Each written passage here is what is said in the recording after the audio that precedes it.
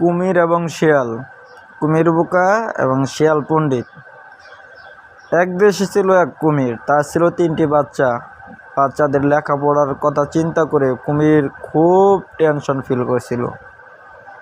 একদিন সে জানতে পারলো শিয়াল মামা পণ্ডিত চশমা চোখে দিয়ে সে ভালোভাবে লেখাপড়া করায়। সে তৎক্ষণাৎ বাচ্চাদের সাথে নিয়ে সেই শিয়াল পণ্ডিতের কাছে গেল। শিয়াল পণ্ডিতকে বলল, আমার বাচ্চা 3টাকে ভালোভাবে লেখাপড়া করাও, মাস শেষে একটা ভালো মাইনে পাবা। শিয়াল তো মনে মনের সেই লেভেলের খুশি হয়ে শিয়াল কুমিরকে বলল, আপনি যান, আপনার ছেলে মেয়েদের আমি ভালোভাবে শিক্ষা দেব। এদিকে শিয়াল বাচ্চাদের পড়ালো। 3 থেকে 1 বাদ দিলে কত থাকে? কুমির বলল, আমরা তো লেখাপড়া জানি না, আমরা কেমনে বলবো? আচ্ছা দাঁড়াও, তোমাদের আমি শিখাইতেছি। তো 3 বাচ্চা থেকে 1টি বাচ্চাকে নিয়ে আড়ালে নিয়ে কুমির খেয়ে ফেললো, শিয়াল খেয়ে ফেললো, শিয়াল আর শিয়ালিনী খেয়ে ফেললো। খাওয়ার পরে কুমিরের বাচ্চাদের বলল, এখন তোমরা কয়জন আছো? 2 জন। সাব্বাস বেটা, লেখাপড়া বলে জানে না। এই তো। তার ফিরের দিন শিয়াল আরেকটা বাচ্চাকে নিয়ে আড়ালে নিয়ে খেয়ে ফেললো। শিয়াল তখন বলল, এখন কয়জন আছো? কুমির বলল, আমি 1 জন আছি। সাব্বাস, এই তো লেখাপড়া শিখে গেছো। তার ফিরের দিন কুমির আসলো তার বাচ্চাদের খোঁজ নিতে। তো কুমির এসে শিয়ালকে বলল, মামা, বাচ্চাদের খবর কি? লেখাপড়া কীরকম শেখাইছো? তো শিয়াল বলল, বাচ্চাদের বিয়োগ শেখাইছি। তাই নাকি? সাব্বাস বেটা মামা, ভালোই তো শিখাইছ। সে একটা করে কুমির নিয়ে আসলো আর এক কুমিরকে 3 বার দেখায় কুমিরকে বুঝ দিল। কুমিরকে বুঝ দেওয়ার পরে শিয়াল তার ফিরের দিন সেই কুমিরের বাচ্চাটাও খেয়ে ফেললো। খেয়ে ফেলার পরে শিয়াল বলল আর শিয়ালিনীকে, চলো এখান থেকে পালাই।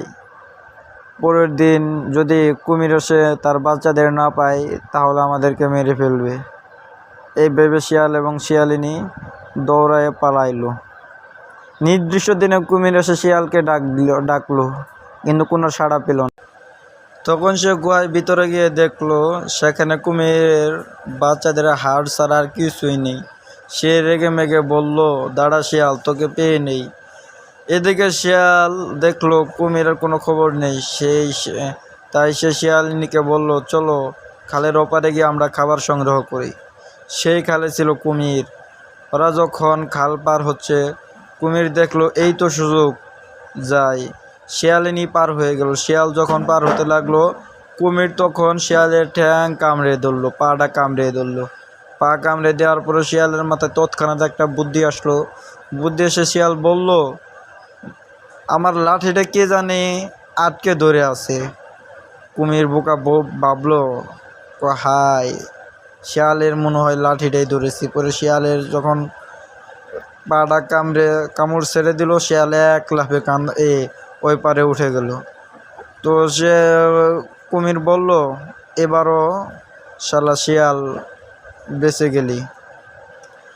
ফিরের দিন আবার কয়েক সপ্তাহ পর শিয়াল এক মরুভূমির ভিতরে পরের দিন কুমির এক মরুভূমির ভিতরে চিত হয়ে শুয়ে আছে। সেই শিয়াল একটানা 1 সপ্তাহ থেকে না খেয়ে আছে। শিয়াল দূর থেকে দেখলো একটা কুমির মরুভূমির ভিতরে চিত হয়ে শুয়ে আছে। সে ভাবলো, যাক, খাবার পাওয়া গেছে।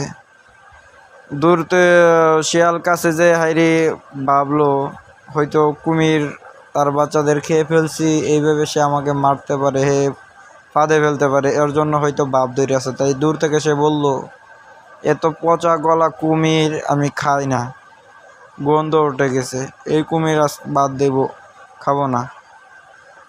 এই ভেবে শিয়াল বলতেছিল। কুমির ভাবলো, হে হে তো খাবে না, এর জন্য লেজটা লড়াইলো। লড়ানি পরে দেখলো কুমির বেঁচে আছে, তো অমনি চলে গেল শিয়াল।